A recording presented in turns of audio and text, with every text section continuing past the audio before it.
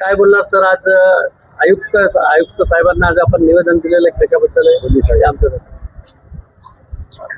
आज आम्ही या जिल्ह्यातील शहरातील नागरिकाच्या वतीने आयुक्त साहेबांना निवेदन दिलं आणि हे निवेदन आहे की जो अजितदादांचा अपघात झाला आणि त्याच्या संदर्भात सर्वच नेते संभ्रमित आहे. त्याच्यात कुठलाही नागरिक या महाराष्ट्रातले नागरिक संभ्रमात आहेत आणि नागरिकाच्या मनामध्ये खंत की आजपर्यंत याचा काहीच कळाला मार्ग नाही आहे. म्हणजे त्याच्यात अनेक आंदोलनं झाली, अनेक निदर्शनं झाली, अनेक निवेदन दिली, सर्वजण प्रयत्न करतात. आदरणीय रोहित दादांनी तर पूर्ण वेळ त्याच कामासाठी हे केलं. हे जनतेसमोर रोहित पवारांनी तर सगळा आलेखच मांडला की याच्यात किती चुका त्यांनी सगळ्या काढल्या, या शासनाच्या समोर दर्शविल्या, परंतु याच्यात कुठलेही ते तक्रार घ्यायला तयार नाही, याच्यावरती गुन्हा नोंद करायला तयार नाही. आणि ती जी एस आर कंपनी जी आहे, एस आर कंपनी, त्याच्यावरती गुन्हा दाखल करा म्हणतायत. त्या कंपनीच्या सगळ्या चुका 100% चुका आहेत, परंतु त्याच्यावरही गुन्हा दाखल तयार करायला कोणीच नाही आहे. आपण हे सगळं महाराष्ट्र उभ्या डोळ्यानं पाहतोय आणि म्हणून नागरिकांमध्ये एक मोठी असंतोष या ठिकाणी निर्माण झाला की बा या पद्धतीने जर असं असेल तर जर राज्याचा एक उपमुख्यमंत्री या ठिकाणी जातोय, एवढं वाईट परिस्थितीत सगळं त्याचा कुठं गुन्हा दाखल होत नाही, त्याची चौकशी साधी होत नाही, तर आज सामान्य नागरिकाचा दखल कोण घेणार आहे? याच्यामुळे नागरिक त्रस्त झालेत. आणि मला असं वाटतं की हे जर लवकर जर समोर जनतेच्या समोर आलं नाही तर निश्चितपणे याच्यामध्ये फार मोठं जन आंदोलन. मुख्यमंत्र्यांनी सांगितलं की आम्ही सीआयडी चौकशी करायला तयार आहेत, पुरावे असतील तर द्या. याकडे कसं नाही, पुराव्याचा प्रश्नच नाही, सुरू करावी ना. पुरावे या बाबतीत आपल्या राज्याचे आमदार रोहित पवार यांनी त्यामध्ये लक्ष घातलं आणि पुराव्यानिशी त्यांनी त्या पत्रकार परिषदेमध्ये दर्शवलं. आणि या उपरही जर का पोलीस खातं काही करत नसेल आणि पोलीस खात्याच्या याच्यामधून या राज्याच्या मुख्यमंत्र्याकडे जेव्हा रोहित पवार जातात तरी त्या संदर्भामध्ये कसल्याही प्रकारच्या FIRच्या संदर्भात हालचाली होत नाहीत, हे निषेधार्ह आहे. हे अत्यंत चुकीचं आहे. सामान्यातल्या सामान्य नागरिकाचा अधिकार आहे तो की आम्ही आमची तक्रार नोंदवल्यानंतर ती स्वीकारली गेली पाहिजे, म्हणून ती सुद्धा स्वीकारली जर जात नसेल तर मग आम्हाला एक नागरिक या नात्याने प्रश्न पडतो. एक आमदार माजी मुख्यमंत्र्यांच्या बाबतीत तक्रार नोंदवायला जातं, त्यांचा FIR घेतल्या जातो, ही लाजिरवाणी गोष्ट नाही. लाजिरवाणी गोष्ट आहे, म्हणून तर आज रस्त्यावर आहोत ना आम्ही, म्हणून तर आज इकडे आलोत ना. शर्मेची बाब आहे, निंदनीय बाब आहे, निषेधार्ह आहे. हेच तर आमचं म्हणणं आहे ना की ते व्हावं म्हणून त्या बाबतीत. आपलं पुढचं पाऊल काय असणार आहे? पाहू या संदर्भामध्ये लवकरात लवकर काही झालं तर ठीक आहे, नाही तर काहीतरी आम्हाला नागरिक उठाव करावा लागेल, आंदोलन करावं लागतील, आम्हाला रस्त्यावर यावं लागेल. त्यांचे PA सुद्धा नाही होते याबाबत काय? दादांचे PA सुद्धा त्यांच्या सोबत नाही होते त्या दिवशी. तो एक प्रश्न आहेच ना. अनेक प्रश्न आहे. दादा जेव्हा घरून निघाले की रिसर पत्रकार परिषद झालेली आहे, त्या सगळं डिटेल सगळे खुलासे पुरावे समोर आलेले. त्यामुळे इतकं मला तरी असं वाटतं की एखाद्या राज्यकर्त्यानं नव्हतं तर एखाद्या टेक्निशियननं सांगितलं सारखं रोहित दादांनी त्या दिवशी पत्रकार परिषदेला संबोधित केलं.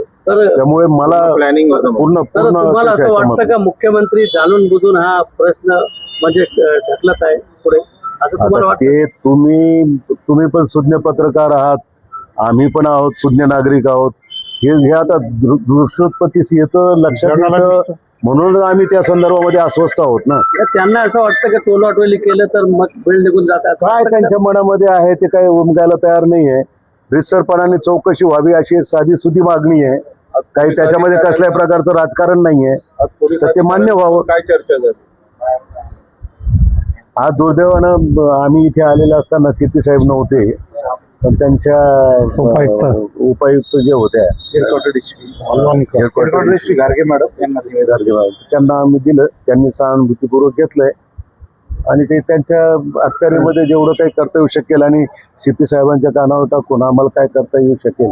अर्थात या सगळ्या गोष्टीला मर्यादा आहेत, त्यांच्या मर्यादा आहेत असं ते म्हणत होते, परंतु आम्ही जिथं ज्यांच्या गुहार लावायचे ही भावना आमची तिथपर्यंत पोहोचावी, मुख्यमंत्र्यापर्यंत पोहोचावी, म्हणून हा आमचा प्रयत्न आहे. धन्यवाद.